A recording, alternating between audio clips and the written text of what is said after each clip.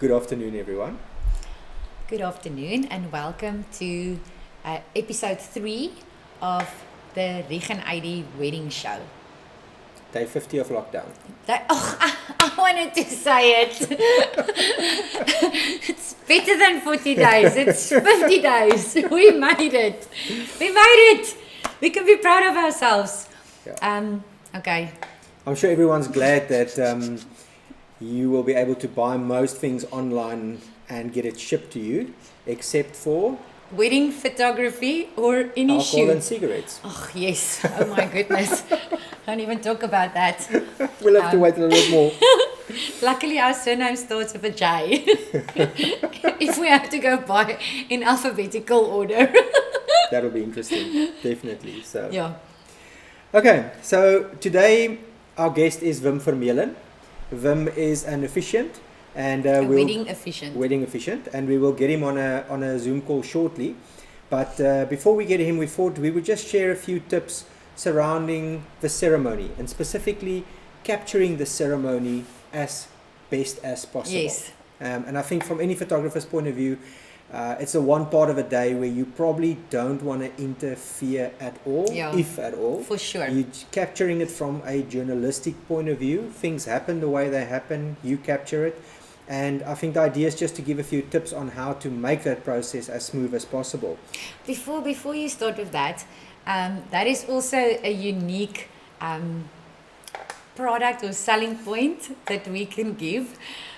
Because we're two photographers, we shoot from different angles and with different lenses, and we move as little as possible, or try to be as unobtrusive as possible. Yeah, I think that that's photographers. That's one big benefit of being two photographers, is one can essentially be in the front and one can be in the back. So you're getting those two angles without one person having to constantly move around. So we still move a little bit, but we try and be as unobtrusive as possible. Yes, I'm always in the back. Okay. Okay, so our first tip is to make sure wherever you set up, whether it's in a church or whether it's outside or at your house, on a farm, etc., make sure there's enough space around the area where the bride and groom and minister or officiant will be standing. That allows the photographer to get those awesome shots. If there's no way that you can freely move around, it's very difficult and you end up shooting from one direction only. So it kind of limits your creativity, let's put it that way. And especially if there's a videographer as well, that's important that there's enough space.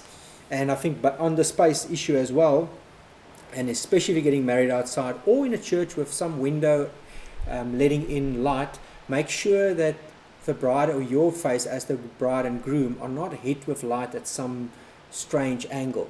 There's nothing pleasant about a photograph where the bride's got bright, harsh sunlight hitting her in the face while the groom is, for instance, standing in the shade. Yeah. And it happens more often than you think. Yeah, especially with outside weddings where it's lush and it's a garden, where you have blotches. Blotches of light coming Blotches through of, through there's the shade trees. and there's light. Yes. It is a lighting nightmare. And there's absolutely You nothing cannot you can photograph fix. it nicely. I mean, you can't Photoshop cannot Photoshop. It's like Photoshop a giraffe spots out. So our advice is make sure that both the bride and groom and the officiant is in shade, in proper shade. Or in the same light. Or in the same light. And it's often good to visit the venue like a day or two beforehand at the same time as what the ceremony will take place, because the sun moves quite a lot. So keep that in mind and involve your photographer if needed. They can also assist you with that. Then when we come to everyone walking down the aisle, yes, I think it's important that a song is long, let's put it that way. A normal song is about 3 minutes. Yeah. And you often have the first bridesmaid starting to walk down quite slowly, and the photographer's got a chance to photograph her nicely. But then the second, third, fourth bridesmaid suddenly just start rushing down the aisle. Yes. And they on top of one another. Take your time. Plan that there's sufficient time that each one of the bridesmaids have got their opportunity to shine. And if the bridesmaids and groomsmen are walking in together, like what often happens as well, give each couple, each pair, a chance to walk the full length of the aisle before the next pair or person starts. One person at a time or one pair at a time. Yes, that gives the photographer and the videographer a chance to capture each one properly. Yes, and then when they walk down the aisle, I don't know why the bridesmaids are nervous. I mean, it's not as if it's the first time that they walk. Just relax. Just remind them to be friendly. Yeah, and relax. And smile. Yeah. I mean, it's how do you take photos of a wedding where people are nervous, and you cannot make them look happy when they're not happy. So just relax and enjoy the day. It's not brain surgery to walk down the. Just relax. I think that's the most important thing. Yeah. Then when we come to the bride herself, it's your big day. It's hopefully the only time you ever walk down the aisle. Savor the moment, enjoy it, smile, and walk slowly. There's no need to rush down the aisle. Your husband's going to be there. Whether you take 10 seconds, 30 seconds, or a minute to walk down the aisle, he's not going to run away. So take that time, savor it. And everyone is looking forward to seeing you walk down the aisle. For the first time in your beautiful dress, give them a show. Yeah. Like, take it in, look at your partner, and take it in. Look at all your guests and family and friends that's there. That's obviously admiring and adoring your beauty. So just slow down and be happy. Exactly. Then, if everyone's in front of a church and the bridal party is not going to be sitting down in the front row or some other place where it's arranged for them, make sure there's enough space for them to stand.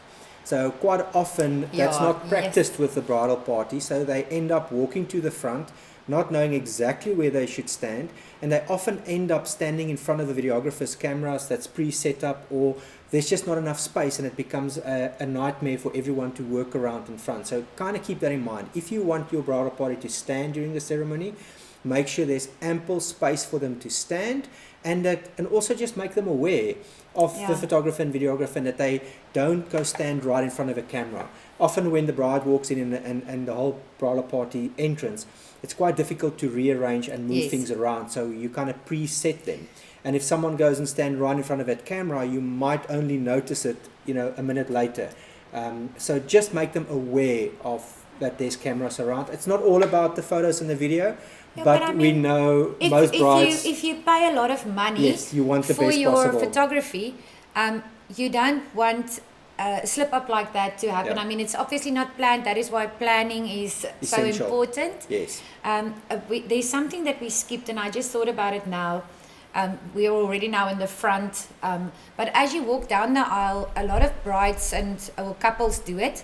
They ask for a unplugged wedding, because very often we see when the bride walks down the aisle, everyone with their phones and tablets, or even cameras, or leaning into the aisle. And I mean that is, It's not because we're photographers. It takes away the specialness of often the people stand in front of the groom. Yes. They go stand in front of the groom, and you are walking towards your partner, and he cannot even see you. Yeah. So just think about in your if you don't do it in your invitation, often you can just ask the officiant to just make an announcement, to ask the people politely to put down their cameras or their devices, switch it somewhere off, and be present for the wedding. I mean, you pay a lot for the photography, for professional people to be there.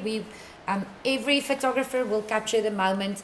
No one else has to capture it, and just that is a tip. It just cleans it up. I think the rest of the day, at the reception and those things, it's not such a big issue if people want to take photos. But during the ceremony, which is most probably the specialist part of the day, it's great to have everyone present and to allow your photographers to capture it as nice, and for you to see your groom and for your groom to see his bride. I think that's very important.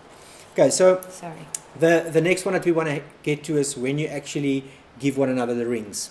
So it's just great that when you're doing that you open up a little bit towards, not, you don't need to stand meters apart, but you're just opening up a little bit so that the photographer's got a clean view to the rings and the hands. Because quite often the couple will close themselves towards the photographer, and it's quite difficult then to try and angle the camera from the top or something like that to get the shot. Yes. So it's nice if you just be aware of where your photographer is, just slightly open up towards him or her and make sure they get those shots. And when you hand over the rings, when you do the ring ceremony, Do it slowly. do it slowly and look at each other and not at the photographer. Yes. It's a little bit cheesy when you do a sticking on the ring and you check the photographer out. I mean, it's not about us. Forget about the photographers. Yeah. Savor those moments. It's special. Look at your partner and celebrate special. The fact that he or she is choosing you and giving you a ring. And I think a lot of the times the most awesome shots that we capture during that part is actually where the couple are looking at one another in their eyes. You can see that emotion. You can see what's happening and the there. Connection you can totally capture. Yeah. But you need to be looking at one another, not the photographer. Yeah. Okay, so we're almost done with our tips. I think just one thing, if you're getting married in a church specifically, make sure beforehand that there is no restrictions. If there's any restrictions in terms of movement of your photographer or your videographer, or times that they are not allowed to photograph, be sure to communicate that with them beforehand. Otherwise, it just creates some sort of an unpleasantry during the ceremony if an officiant suddenly asks you to stop taking photos or switch off a video or something like that.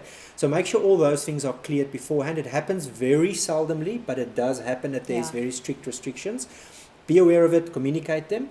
And then I think the last one from our side is we made a big decision about 2 years ago to switch all of our gear to Sony mirrorless. Which allows us to do a lot of very unique things which we couldn't do beforehand. And one of those is to actually shoot in silent mode. So if the lighting allows, and we need to put that caveat out there, we can't always shoot in silent mode. It all depends on the lighting inside the church. But if the lighting allows, we will shoot on silent, and then effectively you won't even know we're photographing. We'll be looking through the cameras, but you won't know that we are photographing. So that's just something to keep in mind from our side as well. We try to be as unobtrusive as possible. But unfortunately, you're still there. You have to move around. You have to get the shots.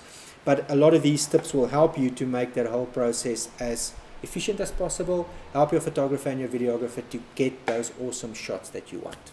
Yes. Okay, great. So that's our tips for today. So next up, we're going to give Wim a call on Zoom. So stand by. We're going to call him up on Zoom, and then we're going to find out from him what advice he can give couples on planning their weddings, specifically from an officiant's point of view. Thank you. Okay, so Wim, thank you very much for joining us. We really, really appreciate your time. Would you like to introduce yourself to our clients, prospective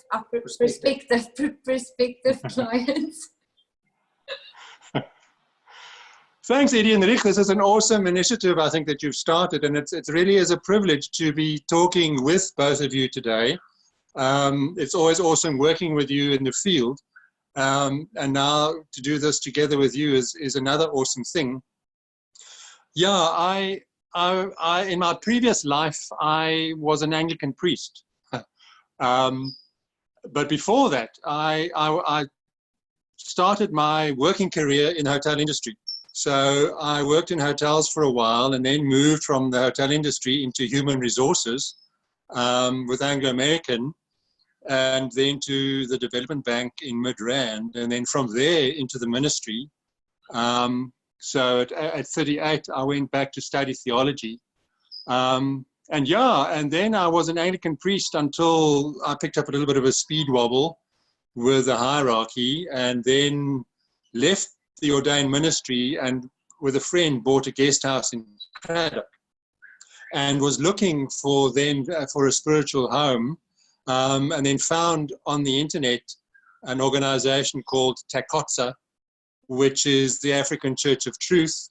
So I then joined them, and I became the Eastern Cape representative for Takotsa. And under them, we have a little thing called Weddings Without Boundaries, which I quite like because it gives the couples a little bit of leeway you know what, it's not the rigid church ceremony. So yeah, that's kind of very quickly where I've come from. And then my involvement through Takotsa and Weddings Without Boundaries, obviously I already had a marriage license for straight couples, heterosexual marriages, but Takotsa required me to do civil unions. So I did that as well. So I'm licensed to do both heterosexual and gay weddings, which is a good thing, because it seems like there's not many, what we call it, marriage officers in the Eastern Cape that do gay weddings, which is good for me. I don't mind. But it kind of stretches I do weddings in the Eastern Cape. So I do a lot of weddings kind of in East London and up the coast. And then I go, I've done Cape Town, and then obviously the Garden Route. So I travel quite a bit, which is nice. And yeah, and you know, I think Weddings Without Boundaries is a good name, because really, I think in the normal church, the ceremonies are kind of stiff and straightforward. You know, everything comes from a book, and the only thing the couple do is they walk down the aisle and get married. But with me, with Weddings Without Boundaries, and what's nice is that I'm able to, together with the couple, we put together a ceremony, and I do what they want me to do within reason. Yeah, you know what? That's also good, but I won't kind of go running around naked on the beach or something. But I've had weddings in forests, I've had weddings in game parks, I've had weddings in hotels, I've had weddings all over the place, which is nice and exciting for me. Yeah, this is my 20th year of doing weddings, so I'm kind of an oud-tant, kind of long in the tooth as far as weddings are concerned. But that's also good, because I think with experience, I'm able to give to the couple what they want. You know what, it's not my day. I don't prescribe.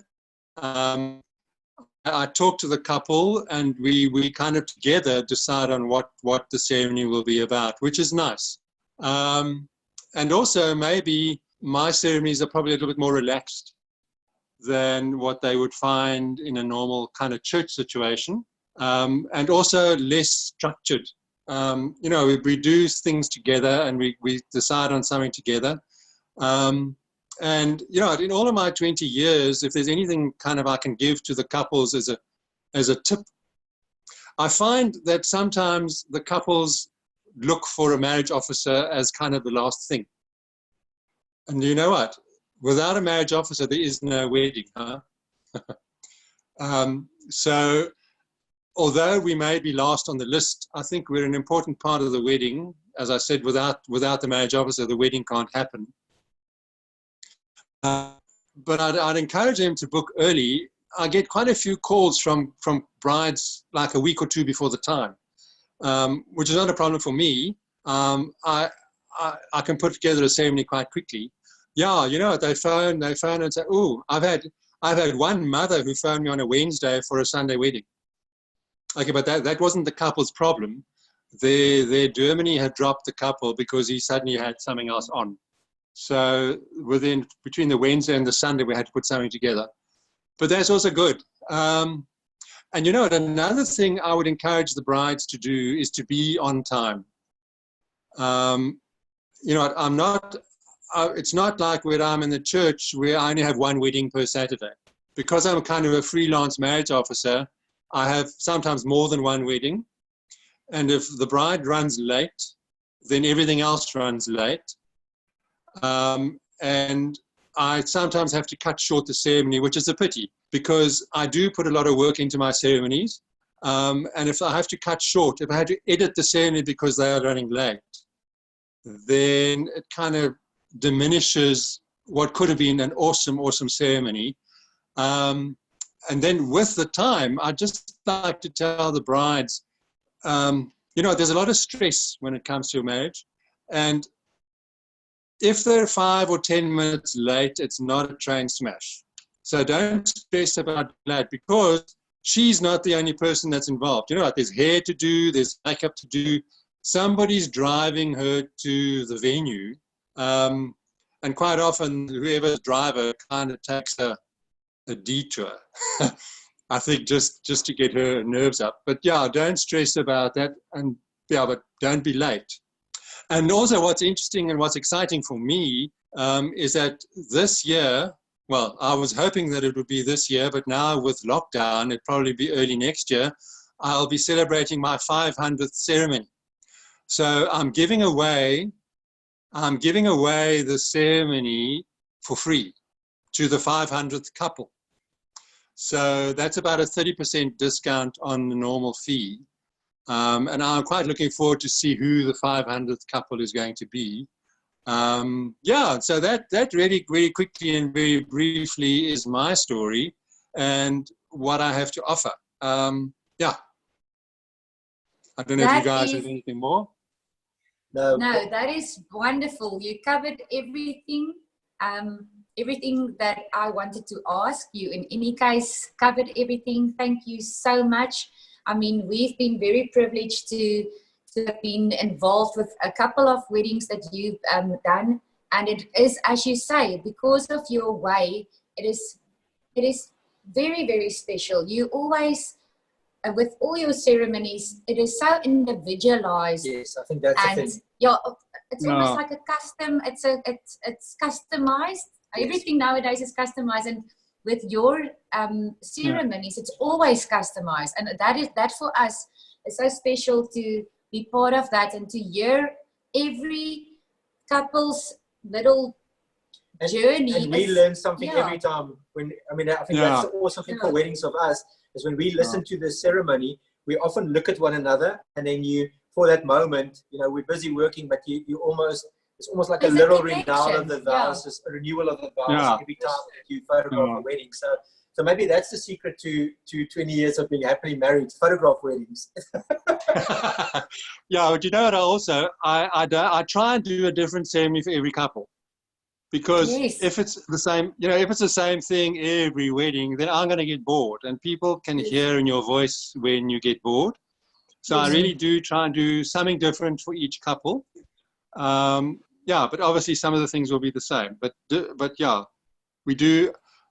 I try and keep it interesting, as you say, because it's not my day, and it's it's only going to be one day for them that's going to be special. So I try and make it special. And you definitely succeed in that. You definitely succeed in that. Yeah. Thanks, Eidie. Thanks, Rieg. So thank you very much. Have an awesome afternoon.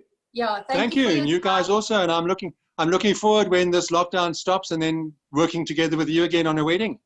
Yes, we are so looking forward to that. Oh my goodness. Thanks, guys. The faith, Oh, thank you very much, Wim. We really appreciate your time, and thank you for all the tips. It was very insightful. Insightful. Yeah. And on that note, thank you for watching. Please remember to subscribe and to like and to share our videos. And put the notifications on. Yes, the little bell notifications.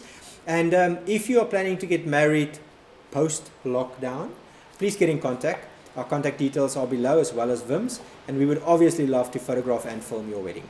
Yes, so we would love to do that. We would love to photograph anything now. But we can't. Yeah, we can't. See you next time. Thank you very much. Bye.